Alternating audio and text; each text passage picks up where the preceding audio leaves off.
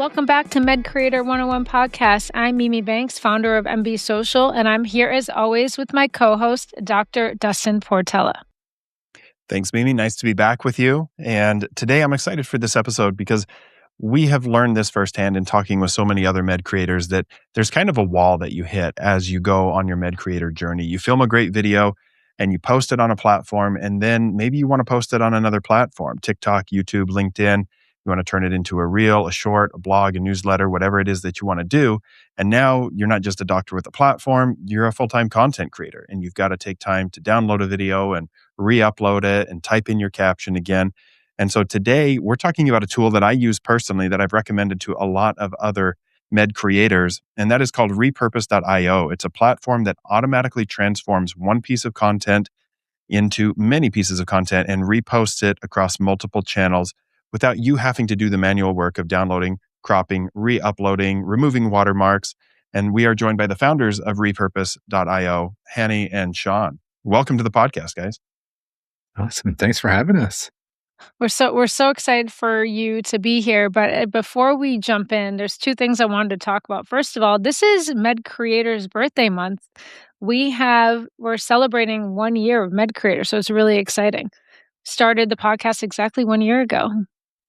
Happy birthday. Thank you. Thank you for being part of it. Excited. We have 60 episodes, over 100,000 downloads, and it's been a great journey. Wow, you guys have been busy. That's a lot of work. It's a lot of work, a lot of podcasts, a lot of great guests. We were just talking about those details today. I'm really excited about the first part of this podcast because we do some rapid fire questions. But this time it's not rapid fire in the typical way that we do it, which is kind of your day-to-day or lifestyle. We're going to talk about founders. And I get really excited about founder-related questions. I don't know if that's scary, if you're open to just answering a few questions or talking about some founder stuff. Oh, absolutely. Yeah. So one of my favorite questions here is, who was the first person that you told about the company, this company? I know you founded several. And did they believe you? First person is probably someone in my family. I don't remember specifically, but it's got to be someone in my family. Probably my wife, to be honest. Just saying, hey, I'm building something and it's going to do that. I mean, she had no idea what it was, how cool it is, or how cool it is. She's actually a dentist, actually, in the medical space, but she's not on social media. So I felt the support and appreciation, but I could tell that she's just like, cool, go for it. I'm proud of you. Don't know what the hell it is, but go for it. Sean, who was the first person? What did they say? Gosh, it's a great question. It's honestly been so long. The company's been through so many pivots, so I can't remember like those early conversations. And I do remember the one just briefly. I was talking to a friend about 3.5 years ago. I feel like when we finally started like hitting our stride with Repurpose, and he owns another business. Just a few minutes into it, he's like, "Well, if you don't want to go forward, I'd be happy to buy it." So that's not a bad answer. No, he was That's excited about actually business. that's a good one. What about this? What about your founder group chat? Supportive hype squad or emotional damage? Depends on the day. Mm-hmm. No, I would say it's like for the most part hype squad. We Hanny and I have just like a really, I don't know, good, easy relationship, and most of it, we do have frustrations here or there, not with each other, within things that are happening, usually around like initiatives or whatnot. And we go into that, but for the most part, it's our group chat is like mostly highlights and hey, look what happened, and celebratory kind of. Great. It's the best kind. That's the best kind. I guess it depends on where you are in your founder journey. Yeah. And we're so different too. So we kind of piggyback off each other, which is also great. Like when I'm down, he's up. And when he's down, I'm up. And so we kind of bounce off each other, and we pick each other up when we need to. And we vent to each other when we can. So it's great. That's awesome. Good. What would you say is the most unglamorous founder task that no one talks about? everybody sees, kind of the end of the journey when things are going really good. What's the unglamorous thing that maybe people don't understand about being a founder? For me, it was in the early days. Sean knows this as well. Customer support. When you got to support customers, or in the early days when you don't have the full team and you're just kind of starting. We started about 9 years ago, and you got to do everything, right? I was doing a little bit of coding, a little bit of managing, a little bit of hiring. Very small team, 2-3 people, and then when you're in there doing support, I took it personally. I think that's part of my problem. It was really hard to see negative feedback or things going wrong because I like to please. I like to make sure like everyone's happy in general. That's kind of my attitude. And so it was really hard for me, like not the time wise, but emotionally, it was really hard to see like, oh, this is not working and this is broken. How do I fix this? Like I'm talking 9 years ago in the early days. So I made a conscious effort to make sure we have a good team to support so I don't get sucked into that space and focus more on, the growth part of it, the building, the feature, the stuff I enjoy doing. And how many people do you have on your team now? I want to say over 40. Oh, wow. That's It's great. been 9 years, went from like 2-3 people to now over 40 and all over the world, which is beautiful. We have a team literally all across time zones. It's wonderful. love that. It's exciting. That's really exciting. What fuels you as a founder? Coffee, chaos, or controlled panic? I mean, for me, like the literal fuel might be coffee. But I think we're just like just in general on a deeper level, we are in a really exciting and fun space. And there's like so much happening all the time. It doesn't like I feel really lucky. I don't feel like it's work. Like when you asked Dustin about the unglamorous parts, I like struggle to think of anything. There's nothing like manual that we do that might be like, oh, this is like I'm cleaning a toilet or something. It's unglamorous. Mhm. But even the customer support, I still am in there probably not weekly, but monthly answering tickets and talking to people. And I don't mind. Stuff happens, whatever. And it's good just to, I feel like, talk to people and learn kind of what they're going through and dealing with and seeing their struggles. And there's like nothing that I don't really enjoy about it. So I think it's what fuels me is just what we're doing, the potential of the things that we're working on and what those could bring and kind of the excitement that's all around that. And we're fortunate that we're in a business and a space that seems to be just getting bigger and bigger every day. And so it's been a lot of fun just, I guess, leaning in on the potential and the growth and the hope and the results and kind of all of it to create like a really nice cycle, if you will. That's great. I mean, that's a great founder story. And so that leads us to, for anyone that's wondering or who hasn't heard about Repurpose.io or is listening for the first time, in very simple terms, what is it and who did you build it for? We are a tool that just gives creators the ability to have an omnipresence in an automated way. And we're kind of unlike any other tool out there. Most of our competitors or other people in this space are what we would call like scheduling tools. And we just took a different approach. All of those tools basically say, don't upload to Instagram or TikTok, come to us, tell us what you want, where you want it to go, when you want it to go, what you want it to say. And we took an opposite approach and said, just do what you've always done, which most creators start on one platform and put all their focus there. So we said, you can just keep doing that and then we'll handle the rest. And so they come to Repurpose, they create workflows that say, when I post to Instagram, I want it to go to TikTok, Facebook, Snapchat, and what are the other ones? Pinterest, X, LinkedIn, like you name it. Hey, short. Yeah, just about any platform you can think of, we support. And you create those automations. It takes probably 30 seconds to 1 minute, depending on your connections and if you have an account connected or not, to set it up. And then from that point forward, every time you post to Instagram, it sends a trigger to us. We grab the content, remove the watermark, and grab the captions and then re-put it everywhere you want it to go. So most of our creators come to us and they're like, geez, I've been investing all this time on Instagram. If I had signed up for Repurpose a year or 2 years ago, like what would my accounts look like in other places if all that content had been going there? Yeah, so it's like what Dustin was saying before. So as a med creator, as a physician that said, okay, I can only handle Instagram right now, or I'm only on TikTok. I heard I'm supposed to be on YouTube and I heard that Facebook is good. What you're saying is that they can still focus on TikTok. You can focus on Instagram or the area, the platform that you want while you're simultaneously really building other platforms.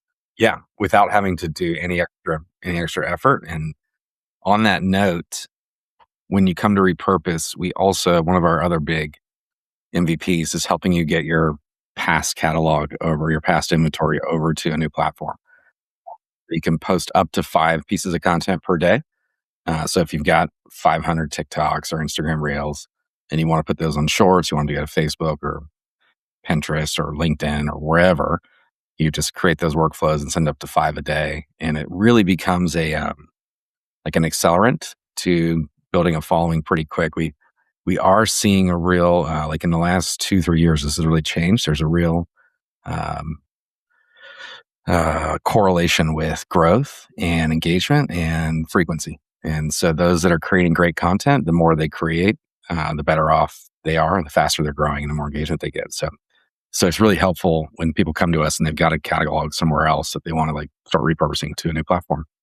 And it's actually beautiful because you don't need to actually schedule every individual piece of content.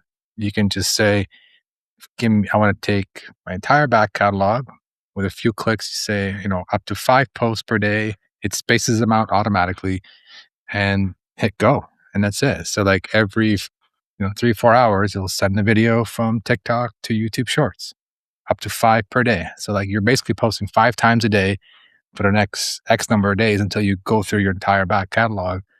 You have consistency and you have automation, like literally hands-free. But of course, if you do want to control the captions and on the individual post, you can also do that as well and schedule the content. So there is flexibility for those who want to be completely hands-free and take their entire back catalog onto a new platform. And there's obviously options for those who want to, tweak the captions, tweak thumbnails, etc. So yeah, it's flexible both ways.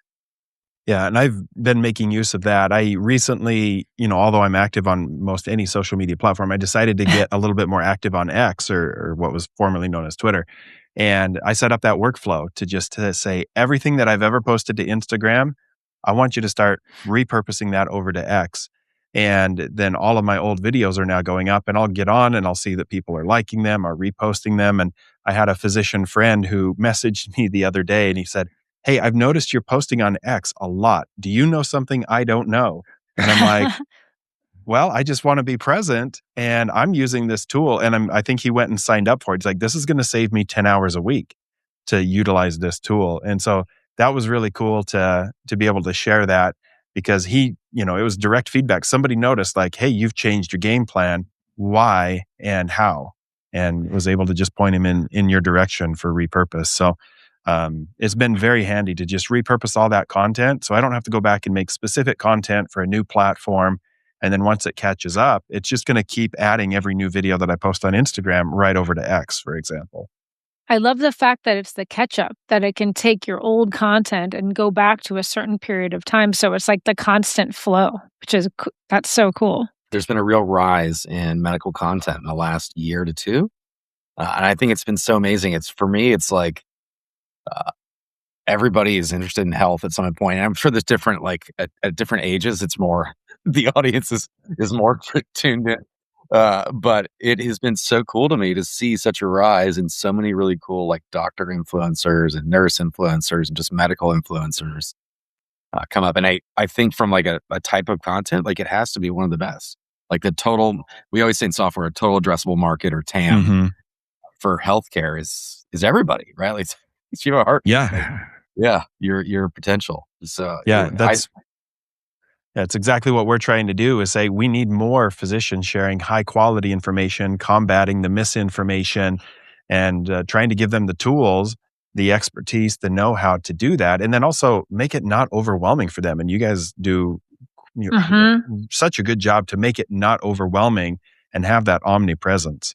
So yeah, one of our like oldest and best customers is a heart surgeon, but he has a great presence. He sits in his car and records his talking to camera, and a lot of his content will be other medical it's like medical advice. Usually it's not from doctors, it's from gurus, if you will, talking about supplements or whatever. And he'll be like, he'll let them talk for 5 seconds to be like, actually, that's horrible advice. And here's the science behind it. Like, just good. It's really engaging, good content. And anyway, so Yeah.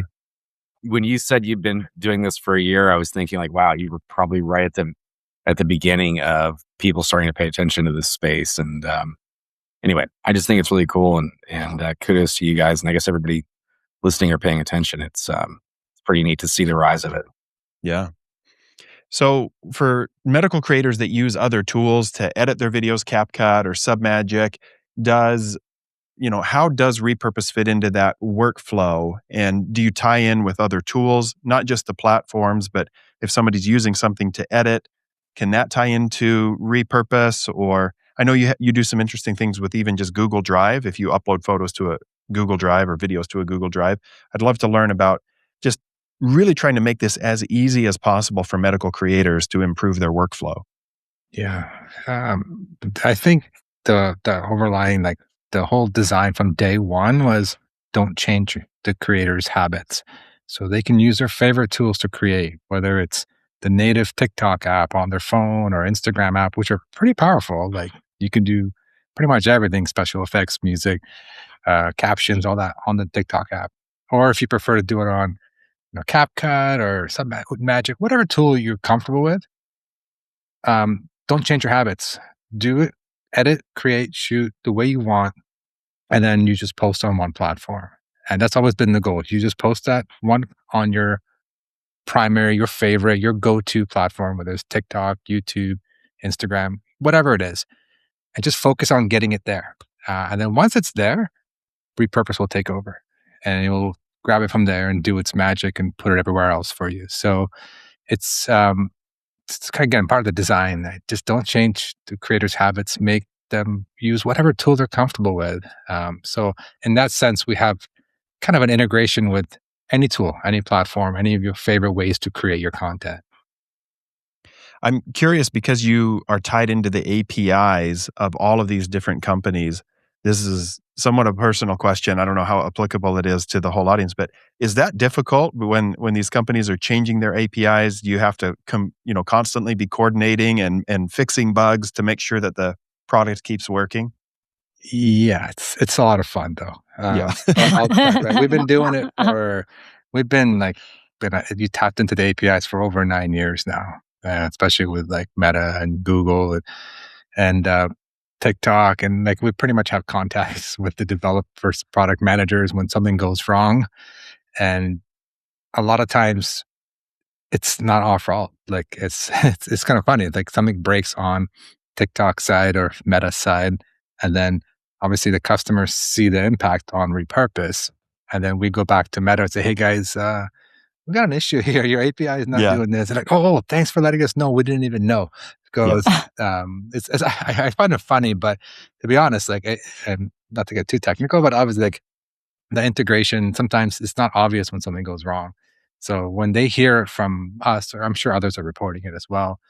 But I've been told before, say, "Hey, thanks for letting us know. We weren't aware of this issue, and we're blessed to have kind of enough users and enough power users using our platform. So we instantly get notified just by customers telling us something's not right." So to answer your question, it's a lot of fun. I say fun loosely, but it's great that we've got a lot of relationships with all these platforms, and it's been a blessing that way. Like we have the right contacts, they appreciate it when we get them feedback, and vice versa. But it doesn't change regularly in a sense that, and it doesn't break regularly. So those are like kind of extreme cases that do happen once in a blue moon. But overall, like once you kind of apply, you get the permissions, you prove that you're not doing anything scammy or anything like that. Because we got to do yearly audits. Every platform, we got to do a yearly data security audit and this audit, that audit.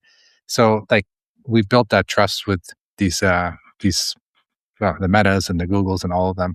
And it's great. It's great. We have a good relationship, and when we need something, we know who to ask. But overall, it's once you're in and once you've integrated, it's not so bad. Yeah. I feel like there's multiple weeks per year where Hanny's like, "Hey, we have that Meta audit, so I'm going to be holed up dealing with this. And he's like, hey, you send me like your driver's license and your, we're doing background checks. And it's kind of a joke, but in general, like that was challenging. And then you said something about the APIs changing and whatnot. And what's interesting is there's a lot of like unwritten rules per se that aren't in API documentation that end up impacting our customers' experience that we end up having to solve for and create things that solve for it, and the customer has no idea. The APIs, like for example, Meta, Facebook has a frame rate limitation on Facebook Reels. So if you post to Facebook and you have below, I think it's 27 frames per second, the video will fail. And so that shows up in like slow motion videos or an action video where there's this couple seconds that are slow mo, and then the rest, or it's a highlight where there's a little bit of a slow mo.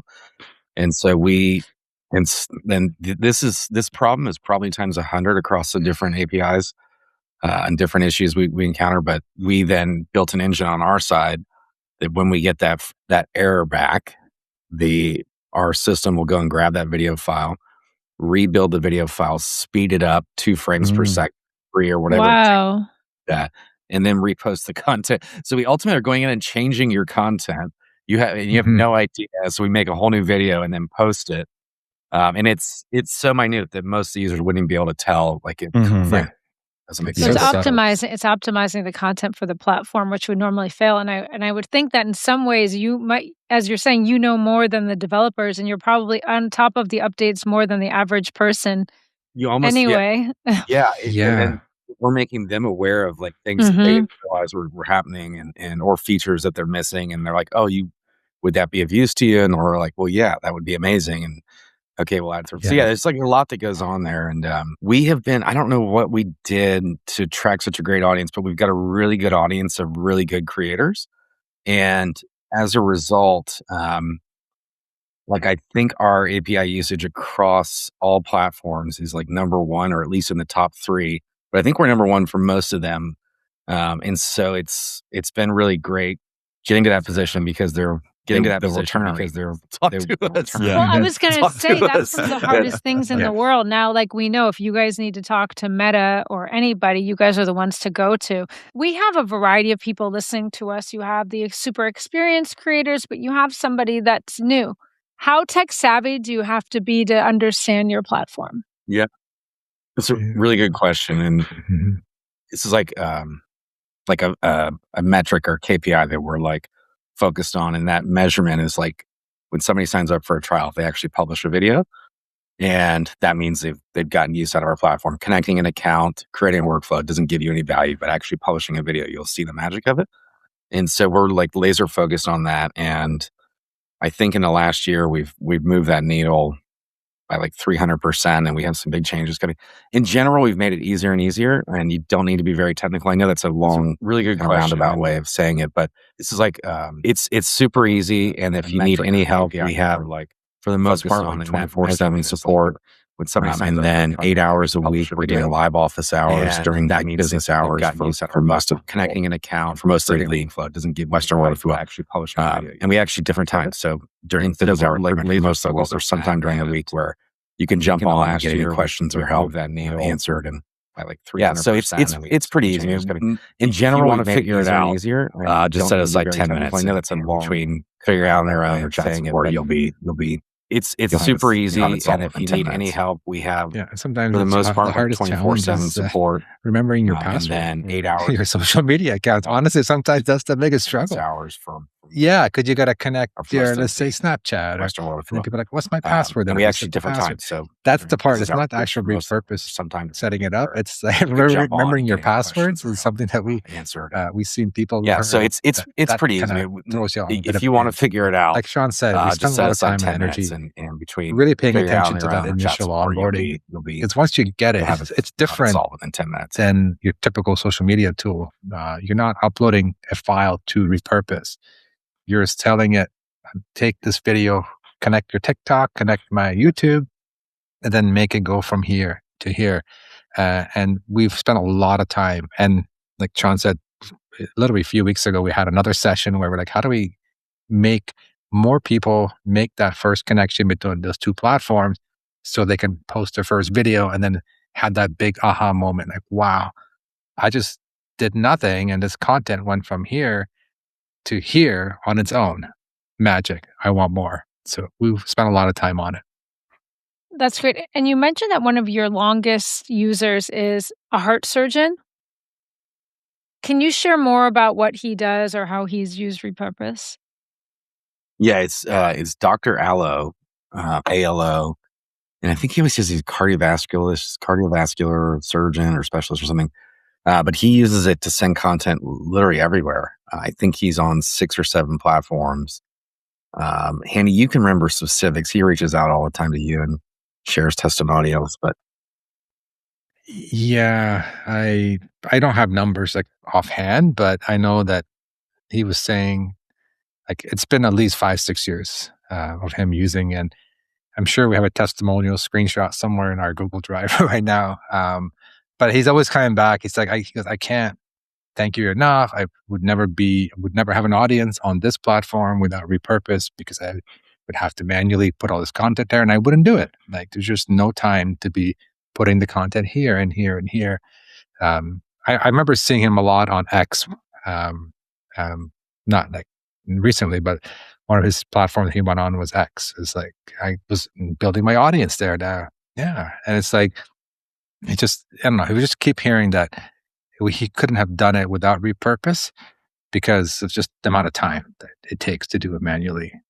Along with the success of the cardiovascular surgeon you mentioned, are there any other case studies within the field of medicine, like doctors, nurses, dentists, anybody that has had success using the platform, just to give our listeners another concrete example of how powerful the platform can be? yeah, there's a nurse that comes to mind. She's a labor and delivery nurse. A lot of people probably will know her. It's Jen Hamilton. I think she has somewhere between 5 and 10 million combined. But she's a labor and delivery nurse. She's a mother, and she's just got this really funny, kind of witty personality. And she, like Dr. Allo, and like a lot of the people in the space, are just doing a lot of like selfie kind of videos. And she started using Repurpose, I think about a year ago. There's a video, Mimi and Destin, that I'll share with you guys that she talks about her experience. But she basically just started using Repurpose, and her growth just took off on all platforms, which again goes back to, I think, the point about this kind of content has appeal everywhere to everybody. If they've got a heartbeat and eyeballs and they're watching, like, in theory, I guess if they're over the age of 30, they're probably going to be somewhat interested. Maybe I'm wrong, but I feel like when I was younger and younger people, they feel invincible and they're not really paying attention to or dermatology. As the father of 2 young girls, I should take that back. Like, Yeah. Skincare is very popular among the younger ones. True. But I think So- it's very powerful. So if you have good content and you haven't amplified it elsewhere, the good content will resonate on other platforms. I think that's like really the takeaway here is that, and you can do it easily. And this was before you knew her and you learned about her, if I remember correctly, because she mentioned it and said, I use this platform. And you're like, this is incredible. Yes, she posted a video a while back and mentioned it, and she said something like, "These people don't know me. I don't know them. I'm just trying to tell you guys whatever. But hey, Right. Repurpose, if you want a spokesperson, I'm here." And what does it even mean in this context? But yeah, anyway, she's It great. means exactly this is that's a great ambassador, especially for this community. Yeah, she really is amazing.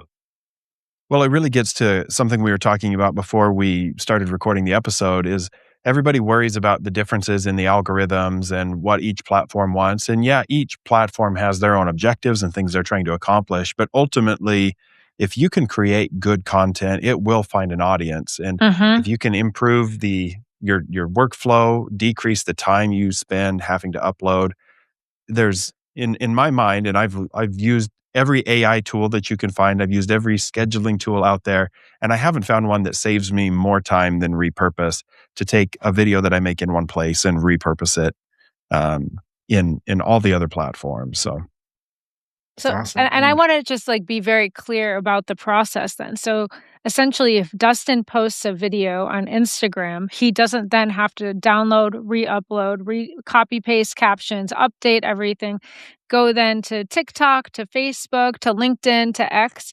This one platform does it all automatically for him based on the workflow that he has already configured. So whatever works best for him. A cool thing also that Sean mentioned was that it removes the watermark, which is a huge thing also. And the other thing that we were talking about before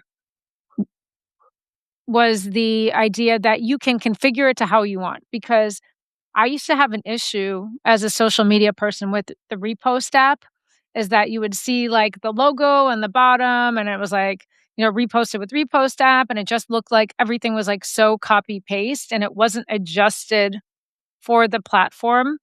And so I think some people would be reticent to say, okay, I just want to use, is this like a Repost app? And what we were talking about is it's not. You can kind of use it that way if you want to, just like automatically syndicate it. But that's not, I think, the main objective here. It's so much more robust. Yeah, exactly. We just even getting like geeking out a little bit, if anybody even understands this, but we also remove metadata.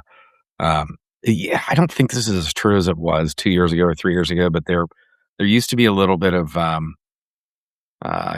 thought out there, consensus out there that when you post a TikTok, if you take it to Instagram with the watermark, it'll perform negatively. And actually, Instagram came out and said, "Yeah, we will downgrade that, if you will, in the algorithm." And so at that point, we said, "You know what? Going beyond just the watermark, let's remove the metadata." Which what that means is every video file, every image file has essentially a fingerprint or social security number that says, like, this came from Instagram or this came from Facebook or wherever. And we remove all of that and wipe the slate clean before it goes to a new platform, just in case there's still things in the algorithm that are saying, "Oh, well, we don't want that content if it went to Instagram." But I can just tell you, we have enterprise like deals and relationships with pretty much every platform at this point. And the general consensus is two-part. Number one, like if you have good content, it's cliche, but if you have good content, it'll do well anywhere.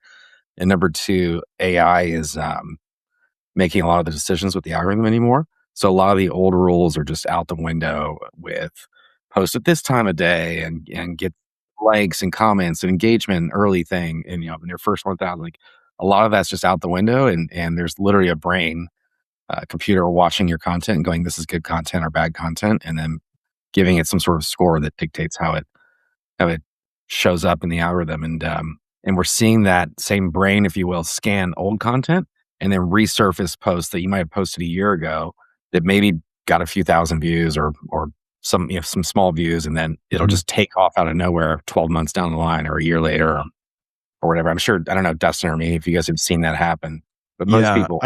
I definitely have seen that happen, probably the most on YouTube, where things will gain a second life. But it does happen on other platforms too.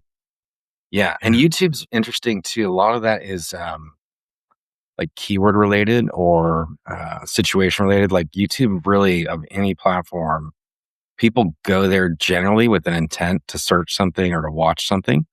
And so it'll surface older content as a result. And you might find certain things trend as like maybe, I don't know, something is like popular in the news. That type of content that could have been 2 years ago will all of a sudden start to get a lift. Yeah. Well, I think we've covered really well what the platform is today and, how many new features you've added. Is there anything, and I don't want to have you reveal proprietary information, but any new features you guys are excited to launch or update you see coming to the platform that's going to continue to make the life of a creator easier? Yeah, we have a major roadmap this year, just like every year. More integrations, more types of integrations are coming. But I think I can let Sean dive into it more. But I think one of the biggest things that's coming in the near future is the analytics module. So you can track all your analytics, see how its content is performing on all your platforms, all from within Repurpose. You don't need to go log into YouTube or log into Facebook or try a third-party tool. You can see everything all in one place. And that's kind of the next biggest thing that we've been working on and hoping to roll out in I'll say near future. Very Yeah, cool. That would be very helpful. Very cool. That's amazing.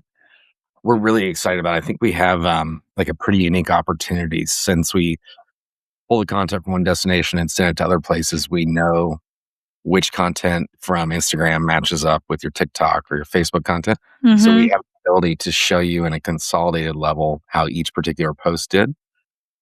So you can, without having to look through all the platforms or whatever, you can click one post and see that That's post. very cool. Yeah. Yeah. So that's going to be pretty neat. And then also, like, as this develops, we're rolling it out and basically in 3 phases, but we have the ability, because it's multi-platform and we've got all that data, to kind of surface insights that you maybe are not aware of that are happening on other platforms that maybe isn't your main focus. So I think because of the nature of what we do, using that in combination with the analytics and then to give you insights and feedback. To kind of, Totally. yeah, there's going to be some pretty neat things that we haven't seen done anywhere. And to be honest, I feel like the analytics space outside of the platforms is the benchmarks are pretty low. So I think we're going to be able to do some cool things for creators that we'll find very enlightening and interesting, I think.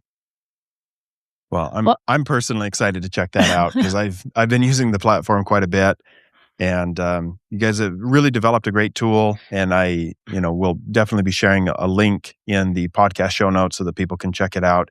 Obviously, we've said the name repurpose.io. That is the website. Anything else you want people to know about where to find you or how to get started on the platform? No, I mean, we have a 14-day trial. You can try for free, experience it, publish 10 videos, and experience the magic. That's really when you're going to really get the feel for it. And once you kind of make your first workflow automation, set it up, and just watch content. To me, like as the founder, one of the founders, is like when I first saw this happen, where I posted a video here and I watched it go here, it was just so exciting. I was like a kid in a candy store. Like, this is so Yeah. awesome. So once you experience it, you're going to feel like, oh my God, what else can I do? Like, I don't have to do anything. I just got to set up these automations and watch the content flow. So experience it, then you get a really true appreciation for it. And we have a free trial. Oh, free trial is great. Free trial is good to know. We also know that you don't have to be tech savvy, that there is support for you, that you can do anything from basic to advanced. So I encourage you to try it. I'm excited. We're going to try it on our side too for the Med Creator 101 social channels. So very excited to see what that looks like.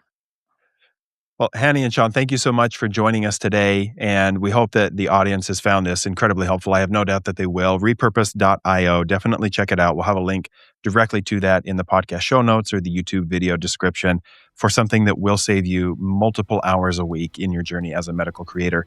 If you found this helpful or any of our episodes, share it with a friend. Leave us a 5-star review wherever you listen to podcasts, and we'll catch you on the next episode.